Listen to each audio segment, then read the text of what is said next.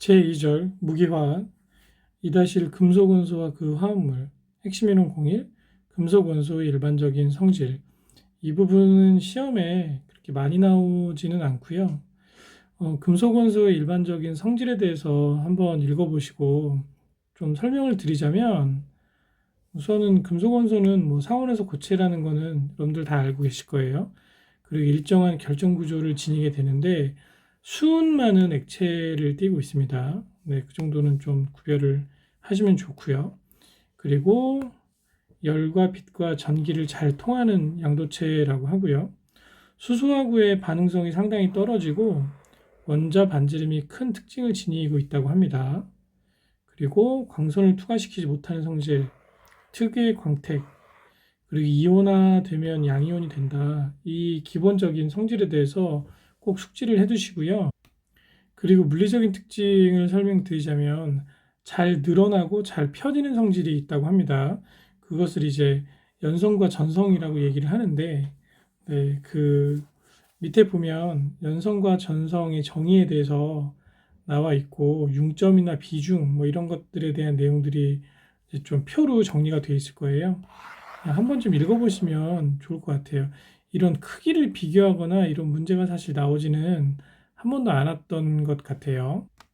그리고 경도가 크다, 단단하니까 마멸에 견디는 성질이 굉장히 높겠죠. 그리고 녹는 점이 높고 일반적으로 비중이 1보다 크다. 이런 모든 내용이 이제 금속이 굉장히 조직이 단단하고 치밀하다는 것을 대표한다고 생각하시면 될 것 같습니다. 핵심 예제 보시겠습니다. 금속 원소의 일반적인 특징에 해당하지 않는 것은 광선을 투과를 못 시킨다고 했죠. 그래서 답은 1번입니다. 핵심 이론 02 알칼리 금속과 그 화합물. 알칼리 금속은 수소를 제외한 일족 원소거든요. 그래서 리튬, 나트륨, 칼륨, 루비디움, 세슘, 프랑슘 총 6개의 원소고요. 얘네들은 공통적으로 연백색을 띠고 이제 무르고 연하며 가볍다. 얘네들은 이제 특유의 불꽃 반응이 있어요. 녹는 점도 낮고. 네. 불꽃 반응 색깔을 꼭 암기를 해주시기 바랍니다. 이게 시험 문제에 이게 많이 나옵니다. 네. 불꽃 반응 빨강, 노랑, 보라, 빨강, 파랑 이렇게. 그리고 공통적으로 최외각 전자가 모두 한 개이기 때문에 전자 한 개를 잃고 플러스 1가 양이온이 되기 쉬운 성질을 지니고 있습니다. 예를 들면 나트륨도 최외각 전자가 하나라 이렇게 되는 거예요. 이 위에가 플러스가 됐다라는 거는 원래 나트륨이 0이잖아요. 그쵸?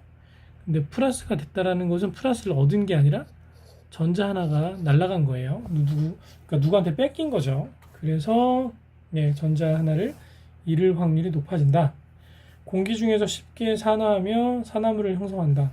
여기 보면 공기 중에서도 반응성이 있고 물에서도 반응성이 있기 때문에 얘네들은 석유나 벤젠, 뭐 파라핀, 등유 이런 곳에 속에 보관을 해야 오래 보관을 할 수 있다. 얘도 시험 문제 많이 나옵니다. 물과 공기의 반응을 하기 때문에 반드시 석유나 벤젠, 파라핀 속에 보관해야 한다. 원자 번호가 증가할수록 원자 반지름이 커져서 녹는 점과 끓는 점이 낮아진다. 이거는 같은 족이니까 밑으로 내려가면 내려갈수록 껍질이 많아지니까 더 커지겠죠. 그렇게 이해하시면 좋을 것 같아요. 그러면 알칼리 금속 화합물 대표적인 몇 가지 화합물의 특징을 설명을 해드리겠습니다. 가장 대표적인 것이 이제 수산화 나트륨인데 우리 주변에서 굉장히 많이 사용하는 그런 화합물이죠. 부식성이 강하고 부식성의 근원은 OH- 기 때문에 그런 거죠. 조회성이 높다. 물을 잘 흡수한다. 알칼리성의 수용액을 형성한다. 쭉 이거 보시고요. 얘도 플라스틱병, 건조제를 넣은 플라스틱병에 보관한다. 유리하고 부식을 일으키기 때문에 반드시 플라스틱병에 보관을 해야 합니다. 제조법은 이런 게 있다고 하는데 그렇게 이 내용에 대해서 이렇게 많이 나오진 않았던 것 같아요. 두 번째가 이제 탄산나트륨입니다. 탄산나트륨은 하얀색 분말 성분, 좀 날아다니기 쉬운, 비산하기 쉬운 특성을 지니고 있다.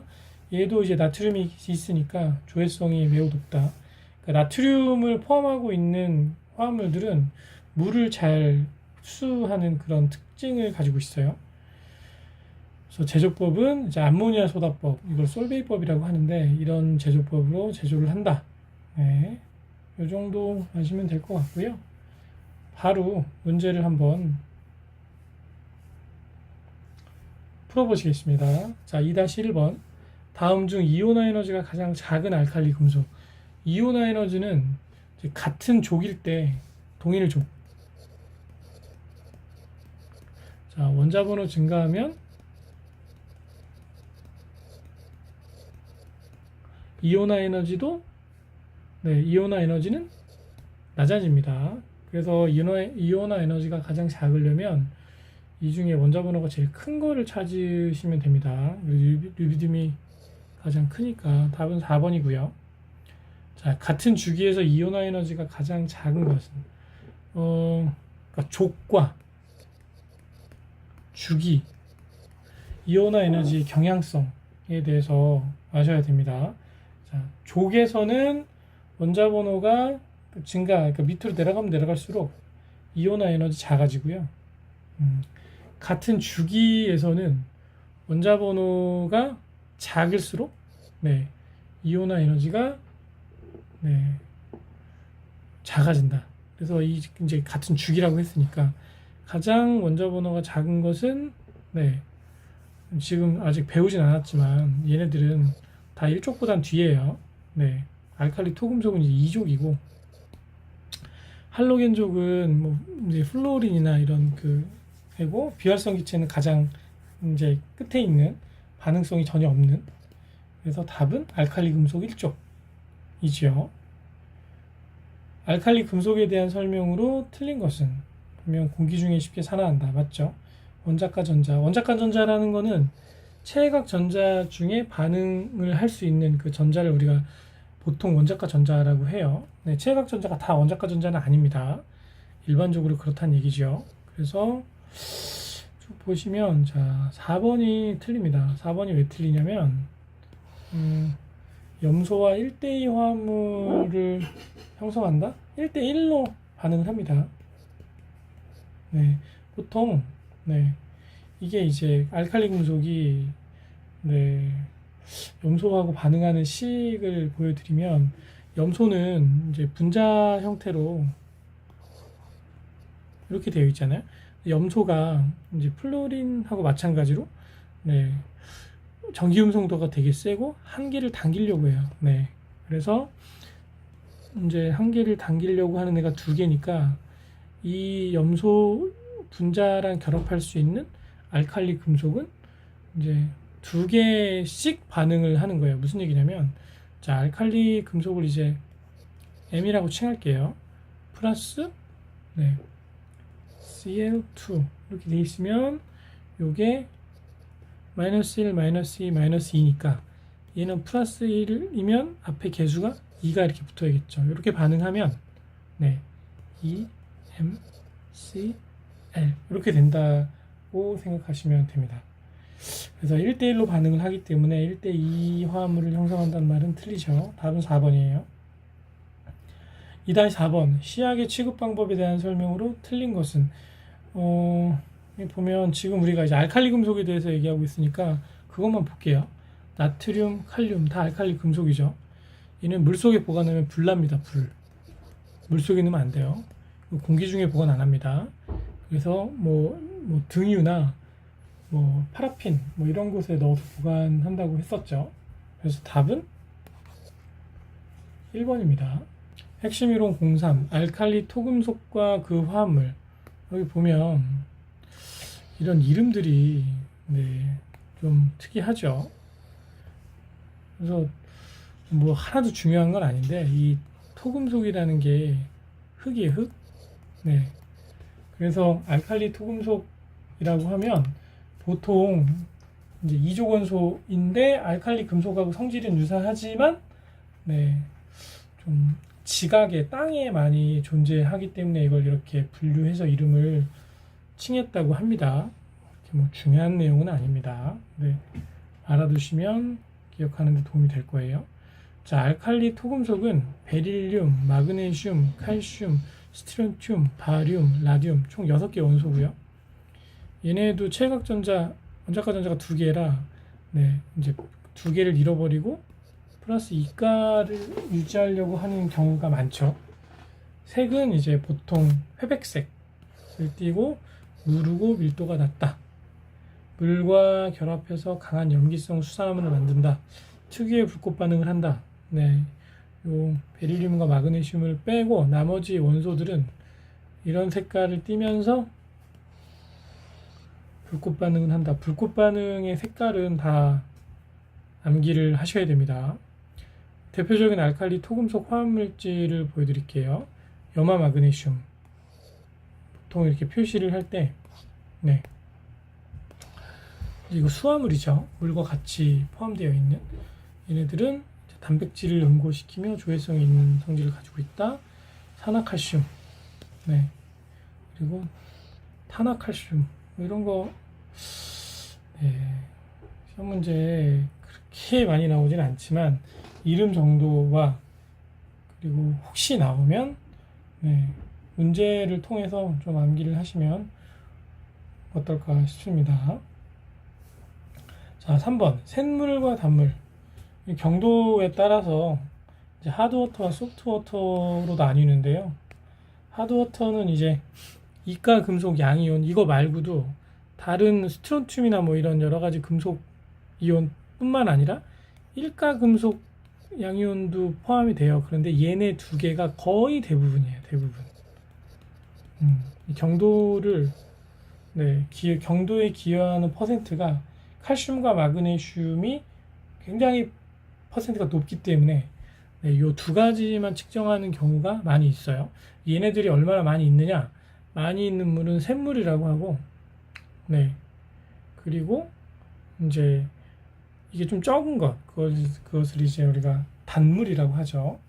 그래서 경수, 연수 이렇게 표현을 하고요. 센 물을 단물로 바꾸는 방법을 이제 연수화라고 합니다. 연수화 또는 이것을 우리가 소프트닝, 영어로 하면 부드럽게 한다라고 표현하시면 되고요. 그래서 이 이가 금속 양이온을 다른 물질과 이제 반응시켜서 염을 생성한 다음에 바닥으로 가라앉혀서 네, 센 물을 단물로 바꾸는 방법으로 씁니다. 왜냐하면 물이 너무 경도가 높으면 네, 우선은 이제 비누가 잘 안 풀리죠. 그리고 스케일이 생겨서 보일러 관망이 막혀요.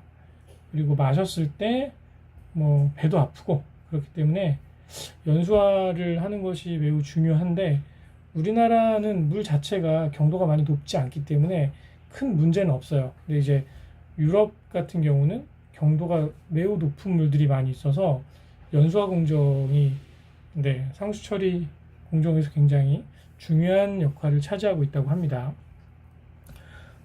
탄산나트륨법, 퍼뮤티드법 뭐 이런 게 있다. 네, 그래서 이 연수하는 방법이 화학적인 방법으로 이런 것을 사용한다 정도만 아시면 좋을 것 같습니다. 이온교환 수지법도 있죠. 네, 화학적인 방법 이게 가장 효율이 높아요. 근데 좀 가격이 비쌉니다. 1번 영도시 일기압이라고 하면 표준 상태죠. 표준 상태. 표준 상태에서 1큐빅미터의 아세틸렌의 화학식은 네, C2H2. 이걸 얻으려면 순도 85%의 탄화칼슘 몇 킬로그램이 필요한가? 알칼리 토금속 화합물에 대해서 설명드릴 때 그 탄화칼슘 반응식 잠깐 나왔었던 거 기억하시죠? 네, 그게 이제 문제로 2004년이면 좀 예전에 출제가 한번 됐었는데 이런 문제도 나올 수 있다. 네. 자, 식을 한번 써볼게요. AC2 탄화칼슘 플러스 EH2O 하면 네, COH2 플러스 C2H2. 네, 요게 아세틸렌이죠. 네.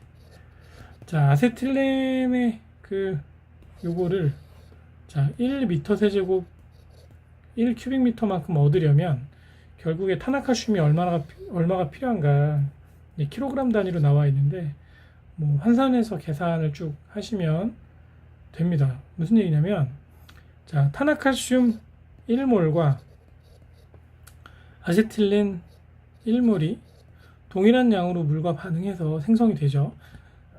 즉 탄화칼슘 1몰을 쓰면 아세틸렌 1몰을 얻을 수 있는 거예요. 그러면 아세틸렌 1몰이 아세틸렌을 기준으로 얘를 이제 1m 세제곱을 얻으려고 하면 요게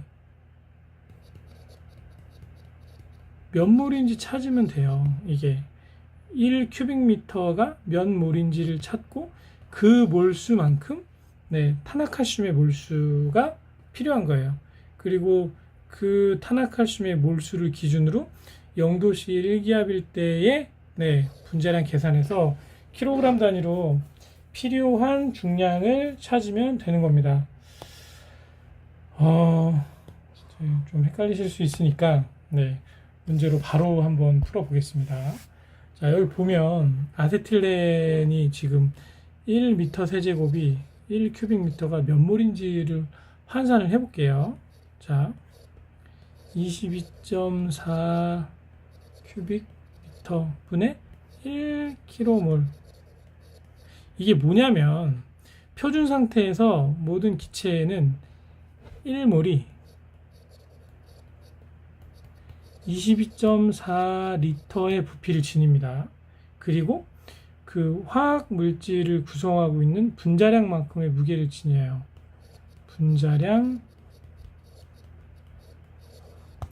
요게 이제 표준 상태일 때예요. 표준 상태. 그래서 얘를 기준으로 1m 세제곱이 몇 몰인지를 지금 환산하는 식인데 미터 세제곱이니까 원래는 단위가 리터분의 몰입니다. 근데 이제 미터 세제곱으로 바꾼 거는 1000리터가 1m 세제곱이잖아요. 스케일을 분모와 분자를 1000씩 곱해가지고 다 스케일을 업을 한 거예요. 그래서 22.4 큐빅미터 분의 1km몰 해서 계산을 해보면 이게 대략적으로 0.0446 km몰이 나올 겁니다. 계산을 한번 해볼까요? 자, 보시면 1 나누기 22.4 하면 이렇게 나오죠. 그래서 0.0446km몰이 나오고 동일한 몰수만큼의 탄화칼슘이 필요하죠. 그럼 얘를 기준으로 0.0446km몰이 몇 킬로그램인지를 찾으면 돼요. 그러면 자, 1km몰이 얘 분자량이 64 원래 g인데 얘도 똑같이 킬로니까 킬로 붙이면 킬로그램 되죠. 그쵸? 그래서 64 킬로그램이 되는 거고 요거와 요거를 곱하면 결국에 2.8544 킬로그램이 나오고요. 이제 순도가 85%잖아요. 그러면 좀 과잉으로 넣어줘야 되죠. 0.85분의 1 하면 계산했을 때 3.36kg이 나옵니다. 단위가 빠졌네요. 답은 2번이고요.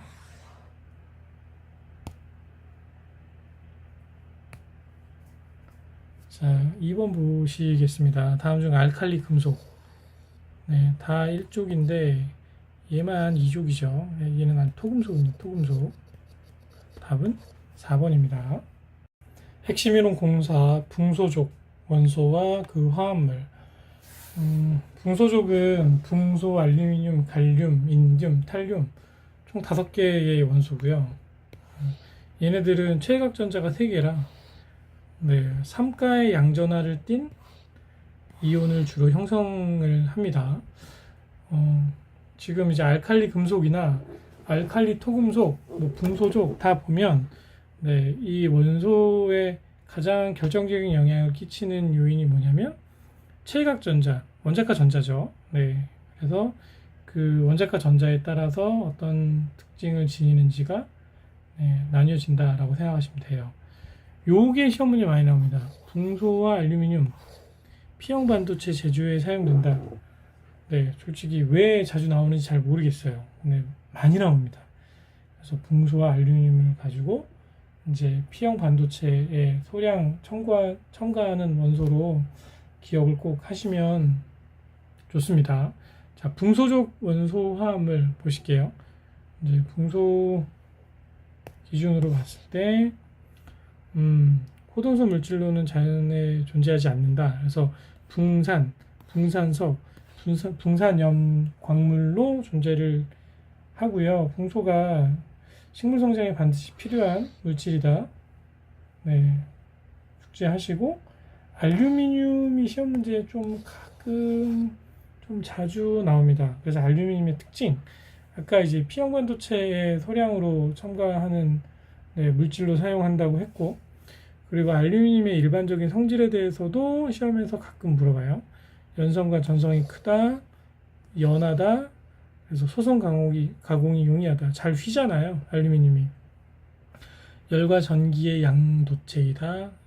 강한 환원력 있고 금속 화합물을 환원시킨다. 양쪽성 원소다. 이게 좀 많이 나옵니다. 그래서 산과 염기 양쪽과 모두 반응해서 수소를 발생시킨다. 이게 왜 그러냐면, 얘가 이제 최각전자가 3개잖아요. 그래서 어떨 때는 전자를 잃어버리기도 하고, 어떨 때는 얻기도 합니다. 그게 약간 4개가 되면 더 양쪽성 원소에 가까워지겠죠. 그래서 이제 산과 염기 모두 반응을 하는 특징을 지니고 있다라고 보시면 되고요. 대기 중에 산소와 반응에 얇은 산화피막을 형성한다. 이렇게 쭉 한번 읽어보시면서 문제를 한번 풀어보도록 하겠습니다. 4-1번 P형 반도체 제조에 소량 첨가한 원소 붕소, 알루미늄 2가지죠. 답은 3번이고요. 알루미늄이 일반적인 성질에 해당하지 않는 것은 알루미늄은 이제 환원력이 강합니다. 그래서 금속을 환원시키는 성질을 지니고 있다. 산화력은 반대죠. 그래서 답은 2번입니다. 핵심 이론 05 철쪽 원소와 기타 화합물. 철쪽 원소의 특징. 철쪽은 8쪽의 4주기 전이 원소로 철, 코발트, 니켈. 얘네들이 그 주기율표 보면 다닥다닥 붙어 있어요. 요 3가지가. 그래서 요 3가지를 합쳐서 철쪽이라고 하고요. 성질이 비슷합니다. 차겸과 차기온의 촉매로 사용되고, 단단하고 강인의 융점과 비등점이 높고, 전기와 열의 양도체이다. 일반적인 금속이 지니고 있는 특성, 주로 이제 무거운 금속이 지니고 있는 특성을 다 가지고 있죠. 철 이온을 검출할 때, 여기 지금 이제 이 원소 이제 분자체 이름을 제가 이렇게 찾아놨어요. 그래서 페로사이아너 칼륨, 페로시안화라고 예전에 했었고요. 그다음에 이제 요게 요거죠. 이게 기억님이 맞았으면 더 좋았을 텐데, 아무튼 그래서 2가철이냐 3가철이냐에 따라서 뭐 페리시안화, 페로시아나 칼륨을 첨가했을 때 푸른색 침전이 발생한다 라고 암기를 해두시면 좋습니다. 시험 문제에 가끔 나옵니다. 기타 화합물 염화제일수은 염화제일수는 이제 맛이 달다고 합니다. 그래서 이제 물, 알코올 등에는 용해가 되지 않고 묽은 염산에만 용해된다. 독성은 그렇게 높진 않다고 그래요. 그리고 염화 제2수은 얘는 이제 맹독성입니다. 이게 두 개가 비슷한 것 같은데 이게 수은이 그러니까 하나가 붙었느냐 두 개가 붙었느냐에 따라서 이제 맹독성이고 독성이 별로 없고 그 차이가 발생을 합니다. 자, 문제 보시겠습니다. 네, 페로시아나 칼륨, 페로사이와나 칼륨. 네, 이것을 1몰을 물에 완전히 녹일 때 그러면 K5 ECN6 요게 이제 용해되면 네, 요거하고 떨어집니다. 그래서 얘가 총 4개니까 네, 4K 플러스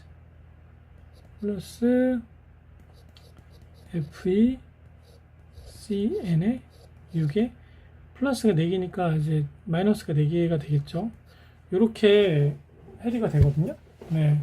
그러면 보시면 이제 물질은 두 종류. 네. 그리고 이제 몰수를 따져보면 요거 4몰, 여기 이제 1이 생략이 됐죠. 요거 1몰 합치면 5몰이죠. 네. 답은 2번이 되겠습니다. 철광석 중에 철의 정량 실험할 때 자철광이라고 하면 삼가철이에요. 네. 네. 그래서 얘네들 같은 경우에 이제 염산으로 분해하는 게 굉장히 어렵습니다. 염산으로 분해가 잘 되는 것은 이가철이 분해가 잘 됩니다. 그러면 그 삼가철을 이가철로 바꿀 때 우리가 화학적 처리를 통해서 이것을 바꿀 수 있거든요. 그때 환원시켜주는 물질이 네, 염화제1주석입니다.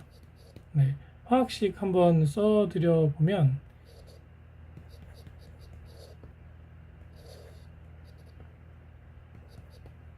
염화제1주석 이렇게 됐을 때 이게 이제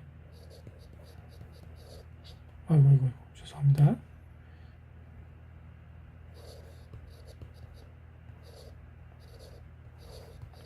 이렇게 바뀌면서 여기가 지금 3이니까 요게 EFE 3 플러스잖아요. 근데 이게 2로 바뀌면서 이것도 EFE 네, 이가철로 바뀌어지는 거예요. 그래서 삼가철을 이가철로 바꿀 때 뭐가 사용되느냐? 바로 염화 제1 주석이 사용된다. 답은 1번입니다. 2- 비금속과 그 화합물 핵심 이론 01 비금속과 그 화합물 비금속과 그 화합물의 일반적인 성질에 대해서 쭉 나오는데요. 이거는 이제 금속이 아니다 보니까 이제 금속 성질이 없는 물질들 전체를 우리가 이야기할 수가 있고요. 그래서 원자들의 크기가 비교적 작습니다. 뭐 당연한 거죠. 원자들의 크기가 작다라는 것은 네, 결과론적으로는 이제 무게가 가볍다. 물론 이제 이거는 상대적인 거죠. 금속과 비교했을 때 그렇다라고 이해하시면 좋고요. 상대적으로 최각 전자의 수가 많습니다. 전자 껍질은 거의 채워져 있어서 음이온이 되려고 하며 소수의 전자만 보충되면 안정된 상태를 유지한다.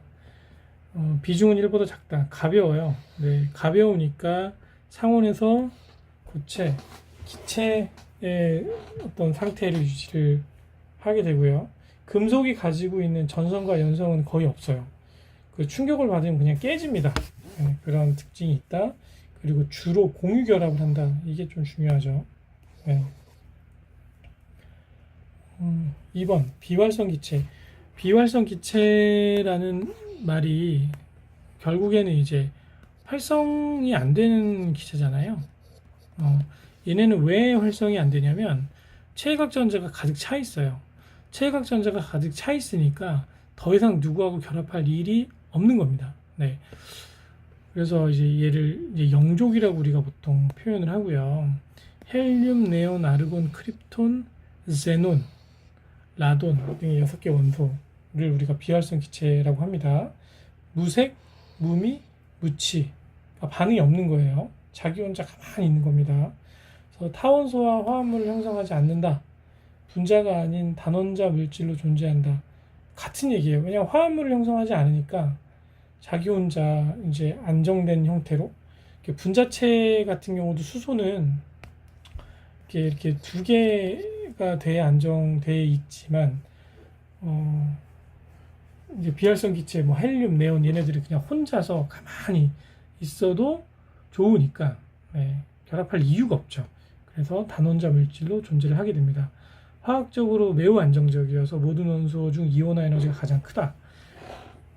생각을 해보시면 화학적으로 안정하다는 얘기는, 예를 들어 A란 물질이 있어요.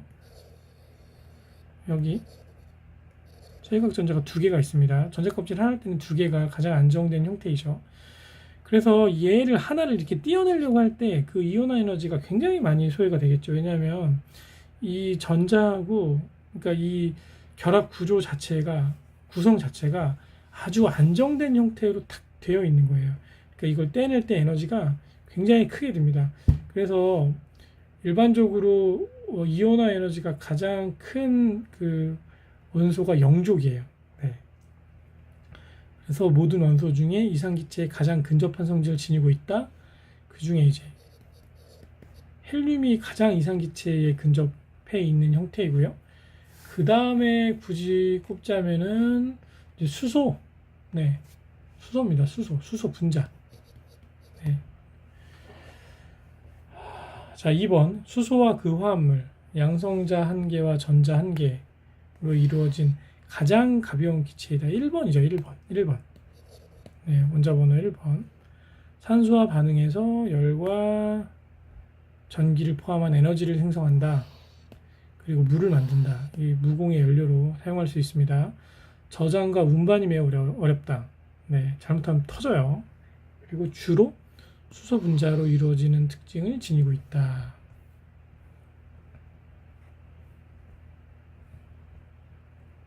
3. 과산화수소. 과산화수소는 화학식을 보시면 딱 봐도 굉장히 반응성이 셀 것 같은 그런 느낌이죠. 그래서 기본적으로 물과 에탄올, 에тер에 잘 녹고, 수용액 상태의 수소이온이 일부 해리되어서 약산성을 보인다. 그리고 농도가 진할 경우 독성과 자극성이 있다. 얘는 주로 이제 그 반응성이 강하다라는 특징, 그리고 어떤 방법으로 제조를 하느냐, 뭐 이런 제조법에 관한 이야기 정도 숙지하시면 좋을 것 같습니다. 자, 문제를 한번 바로 풀어볼게요. 비활성 기체, 영족이죠. 설명으로 틀린 것은, 비활성 기체는 기본적으로 다른 원소와 결합도 안 하고 자기 혼자 안정된 형태를 유지하기 때문에 어떤 뭐 맛이나 냄새 뭐 이런 게 전혀 없어요. 2번, 원소는 색깔이 없는 일원자 분재 기체이며 반응성이 없어 비활성 기체라고 하는 것은, 네온, 아르곤, 리튬 뭐 이런 것들이 다 여기 포함이 되어 있죠. 답은 4번입니다. 이상기체의 성질과 가장 가까운 것은 헬륨이고요. 그 다음에 가까운 것이 이제 수소 분자. 다음 중 1차의 이온화 에너지가 가장 큰 원소는, 이거는 이제 영족이 가장 이제 1차 이온화 에너지가 제일 크죠. 왜냐하면 비활성 기체이다 보니까 그 전자를 하나 떼어낼 때 막대한 에너지가 소요되는 겁니다. 죄송합니다. 답은 2번이고요. 과산화수소의 공업적인 제조 방법은 크게 전해법과, 그리고 이제 산화 바륨 반응 법이 있고요. 여기에는 이제 전해법에는 황산법이나 암모니아법, 얘는 암기를 해두세요. 가끔 나옵니다. 그래서 해당되지 않는 것은 수소 촉매법이라는 거는 뭐 여기 해당이 전혀 안 되죠. 그래서 답은 4번입니다. 핵심 이론 공이 할로겐족 원소와 그 화합물. 할로겐족 원소의 일반적인 특징은 얘네는 전기 음성도가 굉장히 강합니다. 이게 영족 바로 전에 있는 원소들이에요. 그래서 얘는 전자 하나만 얻으면 완전체가 되는 겁니다. 완전체. 네. 그래서 무조건 하나를 얻으려고 해요. 심지어 산화력이 강하다고 알려져 있는 산소마저도 이 플루린하고 반응하면 얘가 뺏겨요. 얘가 마이너스 1이 되고, 얘가 제일 세요. 얘가 대장입니다. 전기 음성도 가장 센 물질입니다. 그래서 플로린, 염소, 브롬, 아이오딘, 아스타틴 5개 원소가 할로겐족 원소에 포함이 되고요. 얘네들은 이제 이런 형태로 전자 하나 받는 것을 굉장히 강한 힘으로 당긴다 이렇게 생각하시면 되고요. 알칼리 금속과 결합해서 물에 잘 녹는다. 알칼리 금속은 플러스 1을 만들고 싶어하고 할로겐족은 마이너스 1을 만들고 싶어하고 그래서 잘 달라붙는 거예요. 예를 들면 NaCl 있잖아요. 이게 이제 헬이 되면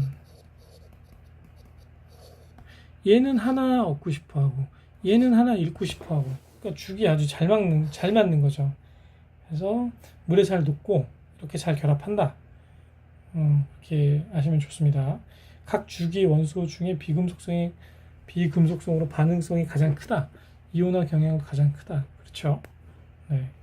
이온화 경향이 크다는 것은 이온화가 잘 되려고 하는 그런 특징, 마이너스 1을 자꾸 받으려고 하는 특징 때문으로 생각하시면 좋고요. 녹는 점과 끓는 점은 원자번호 증가에 따라 높아지고 상온에서 플로린과 염소는 기체, 브롬은 액체, 아이오딘은 고체 상태를 유지한다. 이것도 가끔 시험지 나와요. 상온에서 각 물질의 어떤 그 상태를 설명한 것으로 옳은 것은 옳지 않은 것은 뭐 이렇게 종류는 이제 플로린 분자체죠. 상온에서 기체 유지를 하고 강한 산화력을 가지고 있다. 염소 이것도 2개씩 다 2개씩이에요. 황록색 이거 색깔을 갖고 물어봅니다. 그러니까 색깔을 물어본다기보다 황록색의 유독성 기체 강한 산화력을 가지고 있고 정수처리 공정으로 사용된다고 하면 염소예요. 브롬 젓갈색, 아이오딘 흑자색. 이 정도만 색깔만 알고 계시면 뭐 문제 푸는데 크게 어려움은 없을 것 같고 염소가 좀 시험 문제 많이 나오고 플로린은 모든 원소들 중에 가장 강한 산화력을 가지고 있다. 전기 음성도가 얘가 제일 크다. 이렇게 반드시 기억을 해두시면 좋습니다. 할로겐족 원소의 화합물. 할로겐족 원소는 보통 이제 마이너스 1을 만들려고 자꾸 하기 때문에 플러스 1을 만들려고 하는 원소들을 되게 좋아해요. 그 중에 많이 좋아하는 게 수소입니다. 그래서 이제 수소와 결합한 형태가 가장 많고 일반적이다. 그리고 이제 산성용액을 띠게 되죠. 왜냐하면 이 헬이 되면 수소가 나오잖아요.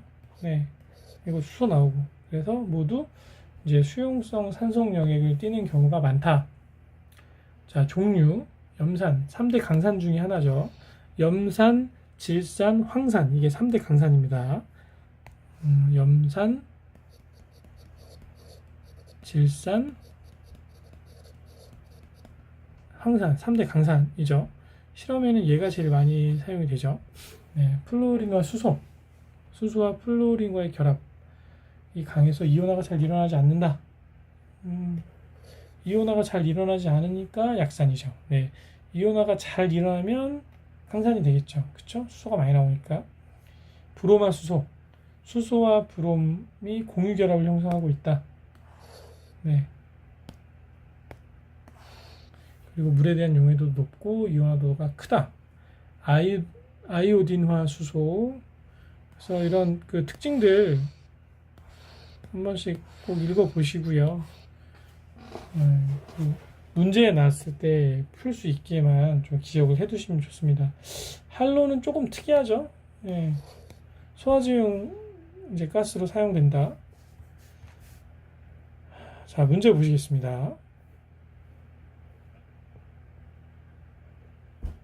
핵심 예제 2-1번 다음 중 같은 족 원소로만 나열된 것은, 보시면 이제 족은 세로 줄이잖아요. 지난번에 말씀드린 것처럼 족 그리고 주기 이렇게 공부하시면 안 까먹습니다.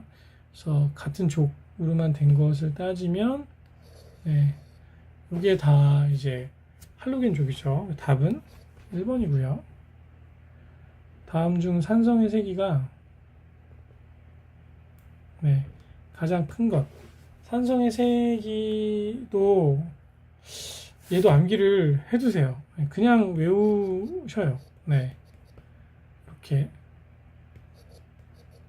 HCl이 무지하게 높고 얘보다 높은 게 HBr이나 또는 이제 아이오딘화 수소가 이제 산성의 세기가 가장 큽니다. 암기하세요. 암기. 시험 문제에 많이 나온다. 네. 얘는 이온화가 잘 안 되니까 이제 산성이 약한 거고, 얘네들은 이온화가 잘 되겠죠. 그 중에 이제 4번이 가장 산의 세기가 크다. 2-3번 할로겐족 원소의 성질 중 원자 번호가 증가할수록 작아지는 것은, 동일 족일 때 반지름, 금속성, 녹는 점 뭐 다 좋은데, 이온화 에너지는 동일 족일 때는 밑으로 내려가면 내려갈수록 네, 이제 이온화 에너지가 작아져요. 그리고 그러니까 밑으로 내려갈수록 작아지고 왼쪽으로 갈수록 작아집니다. 이온화 에너지 꼭 암기하세요. 네, 답은 3번입니다.